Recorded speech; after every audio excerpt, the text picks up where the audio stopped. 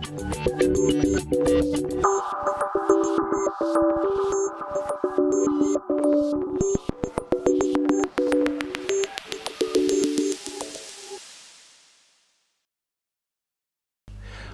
жастар, менің есімім Ғанижан Тегім Асанұлы. Сыбайлас жемқорлыққа қарсы іс-қимыл агенттігінің парасаттылық департаменті директорының орынбасарымын. Бүгін сендермен кезекті адалдық сағатын өткізгелі отырмын. Мұндай адалдық сағаттарының басты мақсаты сендерге жақсы біліммен қатар әділдік, парасаттылық және сенім құндылықтарының маңызын түсіндіру. Ұлы Әбу Насыр Әл-Фараби бабамыз айтқандай, адамға ең бірінші білім емес тәрбие керек. Тәрбиесіз берген білім адамзаттың қас жауы. Жалпы біздің агенттікпен өскелең жас ұрпақтың тәрбиесіне адалдық пен парасаттылық қасиеттерін дәріптеуге бағытталған бірқатар жүйелі жұмыстар атқарылды. Мәселен, еліміздің 3361 мектебінде адал ұрпақ клубтары құрылған, 808 университет пен колледжде саналы ұрпақ жобалық кеңселері ашылған, 4220 білім беру ошақтарында парасаттылық мектептері жұмыс істеуде. Одан бөлек, дәл осындай адалдық сағаттары сендер үшін осыған дейін 3 рет өтті. Бұл бастамалардың барлығы еліміздің ертеңгі тірегі сендердің бойларында адалдық пен әділдік, адамгершілік және отансүйгіштік қасиеттерін дамытуға өз үлесін қосатыны сөзсіз. Ендеше, бүгінгі адалдық сағатына оралайық. Биыл ұлтымыздың ұлы перзенті, дана ойшыл Абай Құнанбайұлының 175 жылдық мерейтойы. Ол өзінің 176 өлеңі, 3 поэмасы мен 45 қара сөзін бізге өнегелі мұра ретінде қалдырды.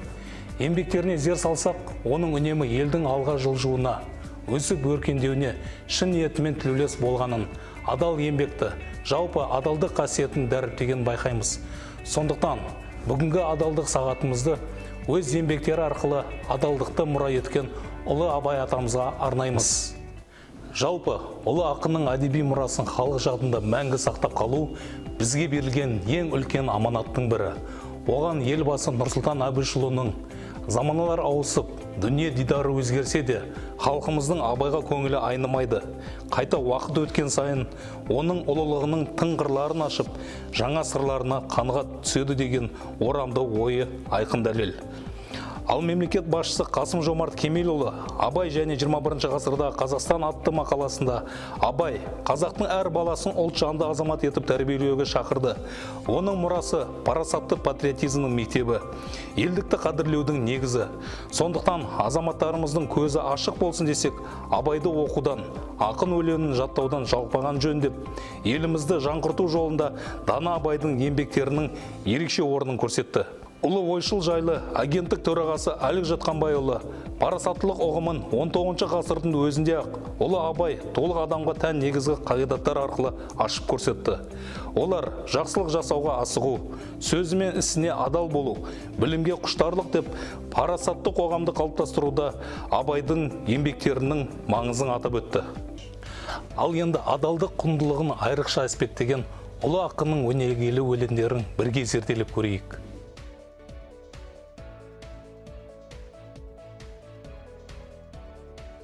Өзінің 8 аяқ деп аталатын өлеңінде ұлы Абай: еңбек қылсаң ерінбей, тойыды қарның тіленбей, егіннің ебін, сауданың тегін, үйреніп ойлап мал ізде, адал бол, бай тап, адам бол, мал тап, қуансаң қуан сол кезде, деп адал еңбектің түбі адал ризық несібеге кенелетін оқырманға, яғни сендерге жеткізген. Ағартушы адалдық, қанағат, ұят, имандылық қасиеттерін бойына сіңірген жандарды құрметтеген, ал жалқау және пайдакүнемшілікке салынған адамдарға жирене қараған.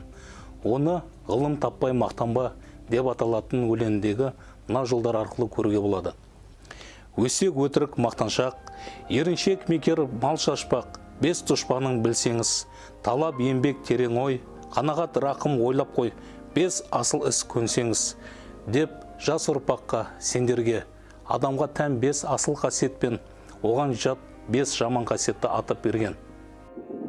Ұлы кемеңгер өзінің сенбе жұртқа тұрса да қанша мақтап деген өлеңінде: сенбе жұртқа тұрса да қанша мақтап, әуретеді ішіне қулық сақтап, өзіңе сен өзіңді алып шығар, еңбегі мен ақылың екі жақтап, деп бір шумақ өлеңі арқылы сенім деген серпіліс күштің ең алдымен өзінде болу тиіс екенін және өз ақылың мен еңбегің ғана кез келген мақсатқа қол жеткізудің жалғыз ғана жолы екенін көрсетті. Абай атамыз өмірінің соңғы жылдарында 45 қара сөзді қағаз бетіне түсірді. Олардың мазмұнына терең бойласақ, қара сөздерде де еңбек тақырыбы адалдықпен ұштасатынын байқаймыз. Өзінің 29-шы қара сөзінде ұлы ойшыл: адал еңбекпен мал іздемек, ол арлы адамның ісі, деп ар ұяты бар адам ғана өз нанын адал еңбекпен табатынын меңзеді. Ал 37-ші қара сөзінде: адамшылықтың қарызы үшін еңбек қылсаң, Алланың сүйген құлының бірі боласың, деп өз несібесін адал еңбекпен табу ол адамшылықтың белгісі екенін түсіндірді. Қадірменді жас достар, дана халқымыз ұлы ойшыл жайлы абай болу алдымен адам болу дейді. Сондықтан Абайдың әдеби еңбектерін сендерге кең көлемде дәріптеу, саналы ұрпақты тәрбиелеудің жарқын үлгісі деп білеміз. Күнделікті өмірде, үйде болсын, оқуда болсын, адал әрі әділ, ал өз-өздеріңе сенімді болыңдар. Үй жұмысын және бақылау жұмысын өздерің жасаңдар.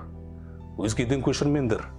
Көшірсеңдер, біріншіден, сендер ұстазды емес, ең алдымен өздеріңді, жан дүниесімен сендерді жақсы көріп, тәрбиелеп жүрген ата-аналарыңды алдайсыңдар. Ал алдау адамгершілікке жат құбылыс. Екіншіден, еш ізденбей, ойланбай, жай ғана өзгеден көшіріп алған жұмыс үшін жақсы баға алу қаншалықты әділетті. Үшіншіден, өзгеден көшіру ол өз біліміне, өз күшіне, жалпы өзіне сенбеушілік емес пе? Байқадыңдар ма? Жай ғана көшіру әрекеті адалдық, әділдік, сенім деген асыл қасиеттерге кір келтіреді. Үнемі өзгеден көшіріп келген адамнан келешекте қандай маман шығады? Өзіне сенімсіз, жеткілікті білімі жоқ, құрылысшының салған үйінің сапасы, дәрігердің берген шипасы, инженердің төсеген жолдарының жарамдылығы қандай болмақ? Сондықтан да сендердің келешекте жақсы маман болуларың ең алдымен өздеріңе байланысты. Ал мемлекет тарапынан ол үшін барлық жағдай жасалған. Жақсы оқып, үздік нәтиже көрсетсеңдер, жоғары оқу орнындағы оқуларын тегін болады. Әрі қарай болашақ бағдарламасы арқылы шетелдің ең үздік университеттерінде де білімдеріңді шыңдауға барлық мүмкіндіктер қарастырылған. Сондықтан да достар, өз армандарыңа адал болыңдар.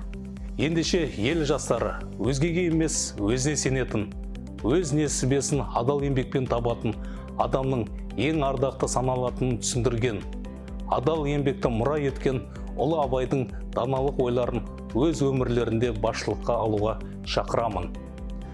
Осы адалдық қасиеттеріңді жоғалтпай, алдағы емтихандардан оңай жол іздемеңдер. Тек өз білімдеріңе сеніп, ол сынақтардан абыроймен өтіңдер.